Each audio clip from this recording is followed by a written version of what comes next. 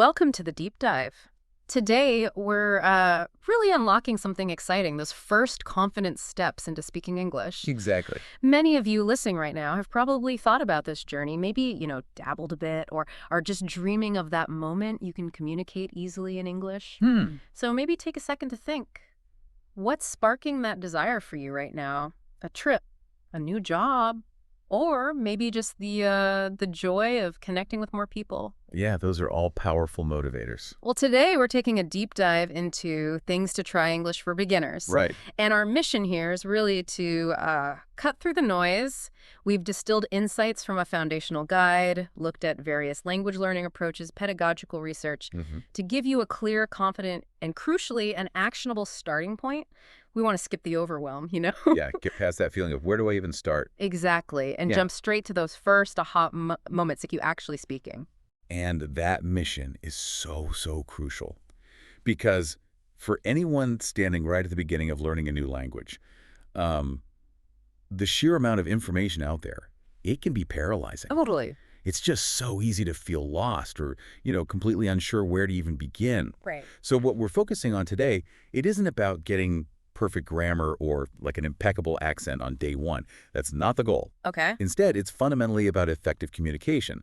It's about building a solid, usable foundation that lets you do things with English right away. Like a toolkit. Exactly. Think of it like your express path to understanding and, importantly, being understood. All right, let's unpack one of the most maybe liberating ideas in language learning, something specialists always emphasize. Don't aim for perfection, aim for communication. Yes, so important. It sounds simple, but how does shifting that mindset right from the start, how does that really transform the journey for a beginner? What's fascinating here is just how profoundly this simple shift impacts your motivation, your progress, everything really. See, when you're constantly aiming for perfection, every single mistake feels like a huge failure, right? Like it's something wrong with you. Yeah, I can see that. It's discouraging. Hugely. And it creates this big psychological barrier. Linguists actually call it an affective filter. Basically, your anxiety gets so high, it just blocks learning. Wow. Okay. But by prioritizing communication, you're not just learning words, you're building confidence first. And confidence, honestly, that's the engine of language learning. So confidence comes before perfect accuracy. Absolutely. Studies show it time and again. Learners who embrace communication, who aren't afraid to make mistakes. They speak more, they make those mistakes, and then crucially, they learn from them. Okay. Accuracy actually improves naturally as that confidence grows and as you use the language more. It's kind of like learning to ride a bike, isn't it? Yeah. How so? You don't start by perfectly balancing. You get on, you wobble, maybe you fall a few times. Definitely wobble. Right. And eventually that balance just becomes second nature, those wobbles, those falls. They aren't failures. They're just essential data points on your way to fluency. That's a great analogy. So for you, the listener, this really is liberating advice then. It truly is. It helps dismantle that initial hesitation, that fear of sounding silly or getting it wrong. Which can be paralyzing. Exactly. It gives you permission to actually try to speak. And as any experienced language learner will tell you, that's the only way to really begin. It turns anxiety into an opportunity. I love that, turning errors into opportunities. So, okay, with that empowered mindset in place, where do we actually start? What are the absolute core building blocks someone needs right away? Good question. When you look at, successful beginner programs and guides, they always point to a few key areas, the non-negotiables. Right. Well, you can't build a strong house without solid bricks, can you? And in English, those first most critical bricks are the alphabet and, crucially, pronunciation. Pronunciation, okay. Yeah. Seems basic, but... It might sound incredibly basic, but getting a clear handle on individual sounds is vital. Many sources really emphasize this. Our foundational guide, for instance, it specifically highlights common difficulties for beginners. Like which sounds? Well, it sounds like T, H, R, and L. These aren't just random letters. They can be real tongue twisters because they might not exist in your native language, or maybe they're pronounced very differently. Okay, like the P sound. Yeah, you often need to gently touch your tongue to your top teeth. That's quite unique for many learners. And R can be softer, less rolled than in, say, some Romance languages. And even L has distinct light and dark sounds depending on where it is in a word. Focusing on these early on means you're laying down clear pathways, not just for understanding words, but also for being understood yourself. So it avoids those little miscommunications later on. Precisely. It's really about setting yourself up for success right for the beginning. Absolutely. Getting those sounds right definitely sets you up. And once you have a grasp of some sounds, the next logical step is, how do we actually use them Mm, immediately? right. And this is where basic greetings come in. Your first way into a conversation. Exactly. They're incredibly powerful first steps. So let's maybe go through a few together. And I really encourage you, listening now, to mentally repeat these along with us. Imagine using them today. Okay, let's do it. Simple ones like, hello, Hello. good morning, Good morning. how are you? How are you? And nice to meet you. Nice to meet you. These are like the verbal handshakes, aren't they? They really are the handshakes of the English-speaking world. And from those basic greetings, you naturally move on to self-introduction. Okay, telling people who you are. Yeah, just establishing your basic identity. Think about it, whether you're in a new country, an online meeting, just meeting someone new. You need to share your name, your country, maybe a simple hobby. Right. Things you do all the time in your own language. Exactly. So imagine saying with confidence, "Hi, I'm your name. I'm from your country. I like your hobby." Simple, direct, polite. It just opens the door for more interaction. And research shows these are universal icebreakers, right? Absolutely. Cross-cultural communication studies confirm it. Simple info fosters immediate connection. Okay, so beyond greetings and introductions, what other core basics should we prioritize? Things for, everyday life. Right. So beyond those direct interactions, we're talking about what linguists often call high-frequency vocabulary. Words you hear and use a lot. Precisely. So categories like numbers and time counting, days of the week, months, you need those for everything, buying things, making appointments. Can't really function without them. Not easily. And then there's daily vocabulary, things like food, family, school, common objects around you, chair, table, phone. Stuff you see and talk about constantly. Exactly. Mastering these isn't just about memorizing lists. It's about building a practical toolbox you can use immediately to navigate your world and express basic needs. It's all about functionality at this stage. Okay, this is where it often gets a bit scary for people. Grammar. Ah, yes, the G word. Right. For many, that word just conjures up complex rules, charts, headaches, overwhelm. It can feel that way. But what we've seen and what the guide suggests is a much lighter, more practical approach for beginners. So what's the essential grammar? The stuff that gives you the most bang for your buck without that paralysis by analysis. You've hit on a really critical point. The key for beginners isn't mastering every single tense. It's about understanding the fundamental architecture first. Okay. And the absolute cornerstone, the foundation, is the be verb and its simple forms. Think of be as like the ultimate chameleon verb. So It's just incredibly versatile. It glues so many sentences together. So, I am or I am, you are, you're, he, she is, or he, she's is. and we are, they are. We're there. Exactly. Examples like, I am happy, you are a student. She is from France. It's essential for describing states, identity, location, even age. You just can't get far without it. Makes sense. What else? Next, we'd introduce the present simple, specifically for expressing routines, facts, and really important for connecting with people, likes and dislikes. Oh, okay. So you can share opinions. Right. It lets you immediately share personal preferences, Yeah. which helps build rapport. So, simple things. I like coffee, or I don't like fast food. It's direct, useful, and incredibly common. Got it. And that leads naturally into asking questions, I suppose? Exactly. Simple questions. Hmm. These are your conversation starters, your tools for getting information. We're talking fundamentals like, what is your name? Where are you from? Are you happy? Things like that.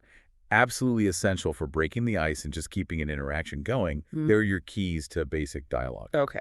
Now, what's crucial here, and this is advice you hear from linguistic experts consistently for beginners, don't overload, just focus on useful, practical grammar. So, quality over quantity. Precisely. It isn't about skipping grammar.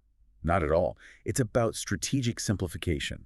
You learn just enough to communicate effectively in common situations. Building a solid base first. Yes, build that robust foundation before you start adding the more complex layers. It prevents that mental fatigue, that discouragement from trying to absorb too much too soon. You're building a functional car first, not a Formula One racer. I like that. Functional car first. Okay, perfect. So we've got the mindset, the basic words, some key grammar. Now, beyond just introductions, what are some of those really essential practical phrases? The ones beginners can use right away in real life. Yeah, that get you through the day phrases. Exactly, like ordering coffee, finding your way around. Well, research on effective beginner learning always highlights a set of power phrases. These aren't just single words. They're complete thoughts or requests that unlock immediate action or understanding. Okay, let's hear some. Let's walk through a few, and again, imagine using them. First, invaluable, right? Need attention, need to get past someone, need to interrupt politely. And then, I don't understand. Also crucial and not embarrassing to say. Absolutely not. Yeah. It's a sign of proactive learning, not failure. It's empowering to say you need help. And following that, can you repeat, please? Keeps the conversation going. Right. It helps you get clarification without feeling awkward. Then for practical stuff, like shopping or in a cafe. How much is this? A definite must-have. Total must-have. And for navigation. Yeah. Arguably one of the most important. Where is the bathroom? Yes. Probably saved a few trips. Let's be honest, right? It's the kind of phrase that gives you an immediate superpower. And finally, cornerstones of just polite interaction. Thank you. And you're welcome. Exactly. Makes every interaction smoother, more pleasant. These are truly powerful because they give you immediate agency, don't they? They really do. Like I can imagine walking into a cafe, you can say, "Excuse me, point to something. How much is this?" If you don't catch the answer, "I don't understand. Can you repeat, please?" And then when you get your coffee, thank you, you've just navigated a whole scenario. Exactly. Even with very limited English. It's about being functional and polite right from the start. Okay, so we have the tools, we have the phrases, we know what to say. Now the big question, how do we actually practice this stuff daily without it feeling like a chore, Another thing on the to-do list. Yeah, the integration piece. Right. The best resources, including our guide, have some really brilliant, simple ideas for baking learning into your habits. This is where the magic really happens, making it effortless, part of your routine.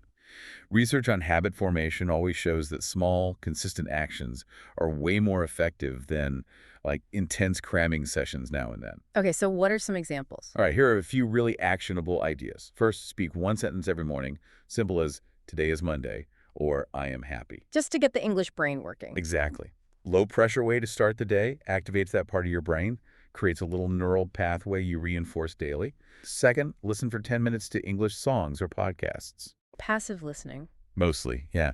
Build your ear, introduces rhythm, intonation, vocabulary, and context. Even if you don't understand everything, your brain gets used to the sounds. You could do it while making coffee, commuting. Yeah. Seamless. Okay, what else? Write a small diary entry. Yeah. Just 2 or 3 sentences. Really? That helps. Oh, definitely. Helps consolidate words, practice structure, reflect personally.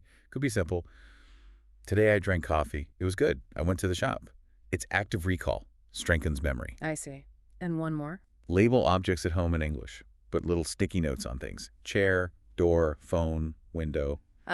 Turn your house into a classroom. Pretty much. Your whole environment becomes a continuous learning tool.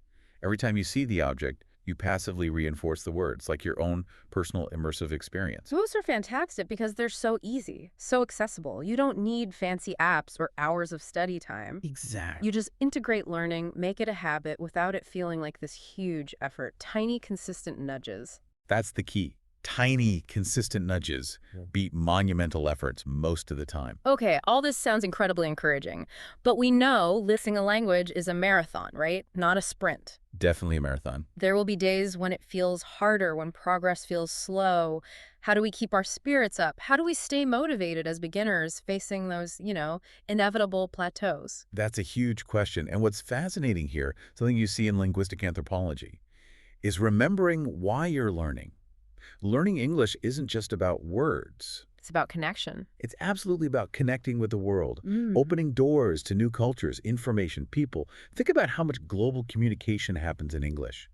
Science, music, business, travel. It really is everywhere. It is. So by learning English, you're not just adding a skill, you're gaining access to this huge universe of human experience.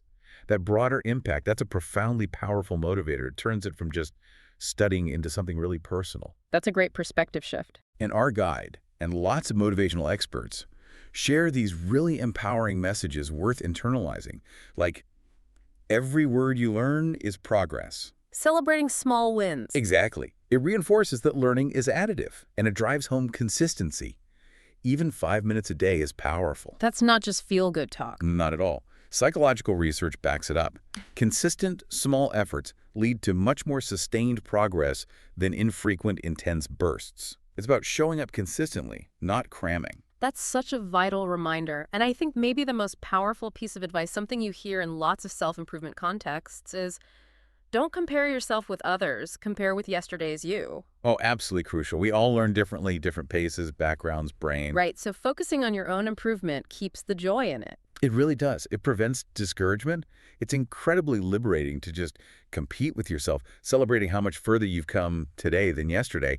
That personal growth, free from comparing, that's the most sustainable fuel there is. Okay, so to wrap up this deep dive for you, our listener, the key takeaways seem clear and really empowering. Hopefully. Start with that confident mindset communication over perfection. Build your core practical tools. Greetings, intros, essential vocabulary, light functional grammar. The basics. Embrace those small, consistent daily practices. Fit them into your life. Turn your world into your classroom. Make it easy. Make it automatic. And maybe most importantly, celebrate every bit of progress. Compare yourself only to your own journey yesterday. Yes. And remember, the act of learning these beginner phrases, it's not just about saying words. It's about claiming a new part of the world for yourself. Gaining agency. Exactly. Gaining agency, dissolving barriers, unlocking discovery. Every single word, every phrase you master, it adds another brushstroke to a richer, more connected life for you. Which really raises an important question for you to think about. Mm. What new connection, big or small, might you forge tomorrow? Just by trying out one new English phrase. Maybe asking for coffee, please, or just saying hello to someone new. It could be that simple. That's a powerful thought to leave you with. Take that next small, confident step. You can do it. Thank you for diving deep with us today. Until next time, keep learning, keep connecting.